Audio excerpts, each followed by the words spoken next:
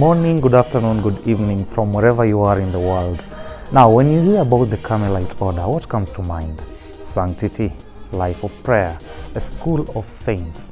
And we have so many saints, by the way, very many of them. You probably know of St. Teresa of Avila, St. John of the Cross, St. Teresa of the Child Jesus, and maybe St. Teresa Benedict of the Cross.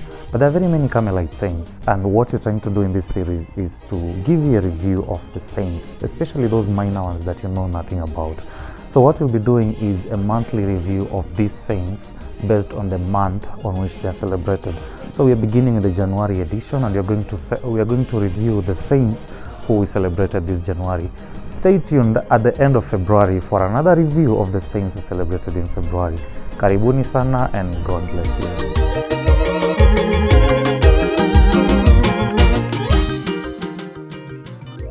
So hello, and once again welcome to this January edition of exploring and reviewing our Carmelite saints. As a matter of fact, we are going to surprise you with many saints that you might not be aware of their existence in Carmel. And we are only going to do January, the saints we celebrated in January, and then in February we'll have another video for that. So my name is Brother Sam of the Blessed Virgin Mary, and I'm with here my brother. Okay, I'm Brother Eugene of the Divine Providence. We are students in St. John of the Cross Carmelite community in Langata, the theologicate of Kenyan region under Washington province. So just to kick off this month, how many saints have we celebrated? We have been privileged to celebrate 4 saints. Those that are in the canon, right? Yes. And I remember on the 3rd of January we celebrated St. Kuriakose, Chavara. Okay. And on the 8th we celebrated St. Peter Thomas, right? Yeah. Okay, the other 2 I can remember of St. Andrew Corsini. Then we have also St. Henry de Osso. So just to begin with, on the 3rd of January we celebrated St. Kuriakose Chavara. And Chavara is remembered to be a social activist, an educator, and somebody who came out for social transformation. He comes from a very, very humble background, born in India on the 10th of February of 1805. His background was really, really humble and simple. He studied at the local schools in the village, in the neighborhood, just as most Africans. He joined Carmel at a very young age, and after his ordination, he said he doesn't want just to stick on, priesthood as a bare minimum. He went overboard and told himself, look, I'm going to use the skills that God has given me and make this world a better place. And what gift was this? He was gifted as an educator, he was gifted as a writer. So he wrote many things and founded many institutions and schools. So this was based in India in some place called Mananam and Arpokara. He turned out to be an educator, he turned out to be a social reformer, and he established a printing press in Kerala, India. Now, the printing press he established happened to be the 3rd in the country at the moment. So you can imagine how profound he was, being one of the pioneers to establish a printing press in some country like India, where there is multiplicity of culture, of religion, of mentalities and philosophies, wasn't really a small thing. So we give him credit for that. Apart from that, he was also elected Prior General, and his reign was from 1856 to 1871 when he died. And during this time as a Prior General, it is said that 7 of the monasteries were actually his own doing. He was passionate about spreading the Carmelite spirituality, expanding the order, and doing good for this order of Carmel.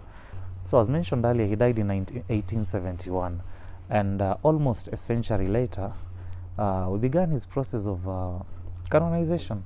So on the 7th of April 1984, he was declared venerable by Saint Pope John Paul II.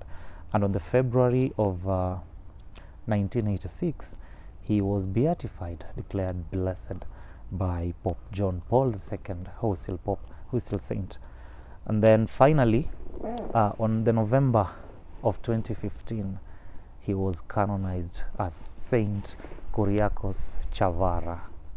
We remember him in a special way, and we pray that this zeal for social transformation may also be communicated to us, and we make this world a better place. What do you think about that? I was very keen. He's an interesting guy, and I was just anticipating to hear what is it? No, when someone dies, there's always this famous axiom. They ask the person, what will you be remembered for? What's that one aspect in his life, in Chavara's life, that we, as the current generation, we can gauge from his life? I think Saint Chavara was big on using education as a tool of social transformation. Wow. Now, that's the thing, especially in our generation. You know, they say our schooling system is a little bit off, because you know, it studies to pass exams and get the degree, and you know, that's it. But Saint Chavara reminds us that that education is not just to get papers, but to be used for social transformation. So maybe you can ask yourself, this education that I'm having, how am I using it? Am I using it as a tool to change society, or I'm seeing this education as an end in itself? Okay. So I believe that if we can embrace that, using education as a tool of social transformation here in Carmel, it can be for our benefit and the benefit of the whole world. Now, tell us something about a saint you researched. Okay, I read something about St. Andrew Corsini. Okay. And guess what? I never learned that in Carmelite we have a miracle working saint. Jesus Christ, miracle working saint. Miracle working saint. So it's not just prayer and contemplation. No. We can also perform miracles. Can also right? do miracles. All right, share more, Guess share what? more. He had a very interesting lifestyle. I think most of us, we can relate. What I can remember also, shortly before his birth, the mother had a dream. The dream was, he saw a wolf entering the church. Upon entering the church, the wolf turned into a lamb. So imagine the lamb with its innocence. Then the previous wolf. He was born in 30th November in 1302 in Florence, in Italy.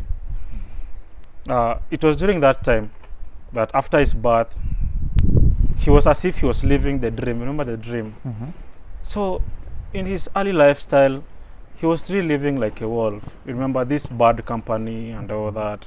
But after some time, the mother died.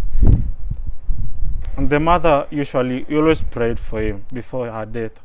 She had the dream, the wolf turning into a lamb. So she knew this Andrew could become a great person in future.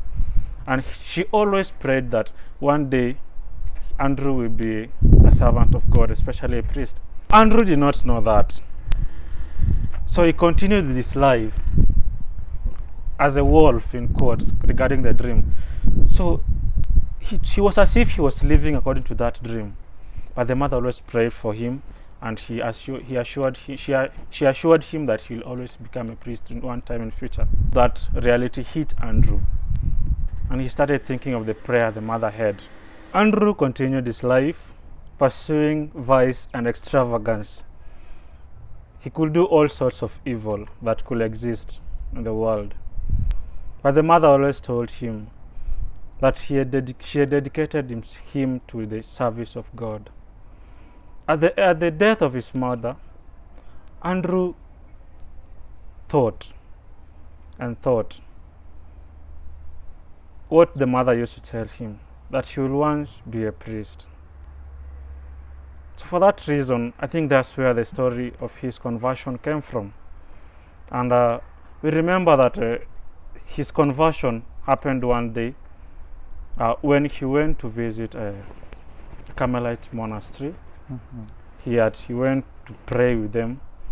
Then he felt he was cold, and luckily enough, he remained in that monastery. So moved by the grace, he joined the monastery.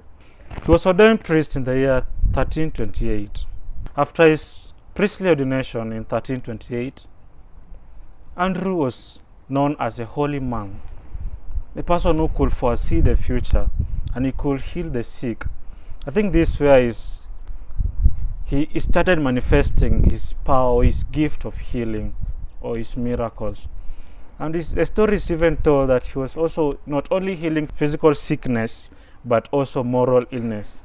He was elected bishop in 1349, and he did not want to accept. St. Andrew was a conflict solver, or can say a problem solver. At the age of 71, St. Andrew died. Many miracles happened during his death. He was canonized in 1629 by Pope Urban VIII. So we can imagine now the life of a saint. from a wolf to a lamb, how he started working miracles, and how his life ended as a miracle. What is he greatly remembered for? What's the one thing that you've learned that you feel still relevant to us in this 21st century? Humility. This man was really a humble man. He lived a simple life, a life of service to others, not being drawn by the clericalism, him being a priest and a bishop at the same time. And now from Italy we move to France. In 1305, a man is born by the name Peter Thomas. At the age of 20, he joins Carmel. So in 1345, he is elected as procurator of the order. And around that year, that's the time when the papacy had moved from Rome to Avignon, the famous Avignon papacy. And so he performs his duties diligently, and his good works actually attract the papal attention. And after he has been noticed by the church, by the popes, by the bishops at that time, he gets to be elected a papal legate of Genoa, of Milan, and Venice. So in 1354, he is elected Bishop of Patti. And he wasn't just a bishop of that place alone, but he also served as Bishop of Lipari, Bishop of Coron, Bishop of Candia, and titular Patriarch of Constantinople, the Great Constantinople. So this shows you that this is a guy who, I believe to be entrusted with such responsibilities. That means that you're also doing your work well, and you're effective and efficient in what you're doing. And now I know you're very much used to the bishops of our age and time, but go a little bit back into the 14th century when Peter Thomas was titular Patriarch of Constantinople. Can you imagine? This guy went to war during the time of the Crusades.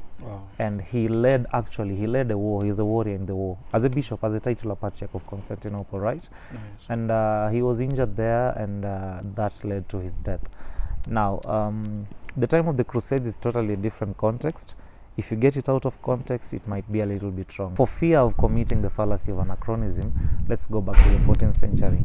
The Crusades were holy wars to spread the faith and fight for Christian unity, and this is what he's actually remembered for. So as a leader, he has served in the order, he has served in the church as bishop, as papal legate, as titular Patriarch of Constantinople, and all these come to settle into one thing, that is somebody who actually fought for Christian unity. He tried to live out the message of Jesus himself to his apostles. He tries to live out the priestly prayer of Jesus during the Last Supper, when Jesus was praying to the Almighty God that may they all be one. And this is what he was fighting for. He was fighting for Christian unity. He always believed that we'll work together if we are one entity. So St. Peter Thomas is a very interesting saint to learn about, and I think we can learn a few things from him in that perspective. Okay, straight up from France, we go straight to Spain. Here we meet an interesting guy again by the name Henry de Osso. Just shortly, Henry de Osso was a pious guy from a tender age. Also, a story is told at 6 years, he could leave his fellow children playing when he sees a priest going for administering of the Blessed Sacraments, maybe to the sick. Then he will leave playing with the kids, just following the priest to go and administer sacrament to the sick. So his dream from childhood was to be a teacher. Why? Just to educate others more about Jesus and all that. While he was at his uncle's place, the aunt gave him a story, the works of Saint Teresa. And that acted as a conversion for him, because he came and learned something about the life of Saint Teresa of Avila, and he got interested to live the life. So he went to one Carmelite monastery in Spain.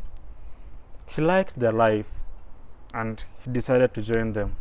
His love for God increased during his time in the monastery, and his main aim and what he was best known for is loving God and making God being loved by everyone. After his ordination, he was an outgoing man. In his aim to make God being loved, he formed some groups and foundations. So it is told in April 12, 1876, he was inspired to found Teresian Sisters. He later dedicated his time and prayed for that, and the Pope gave him or granted him the permission to go ahead and form or found these sisters. During the late 19th century, that was 1829, January 9th, he died shortly after his retreat. He was later canonized in Madrid, in Spain, by St. Pope John Paul II in 1993. Wow, quite an interesting figure, and it's I think it's nice for such saints to, after reaching that level of perfection in quotes, they also try to draw others. What has touched you about him? His desire. He had the desire to love God at his tender age, and he really maintained that. And I like his famous quote, I will make God loved as he ought to be loved.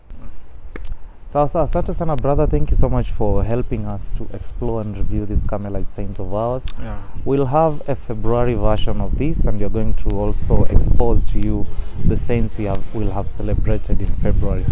Until next time, goodbye and stay blessed.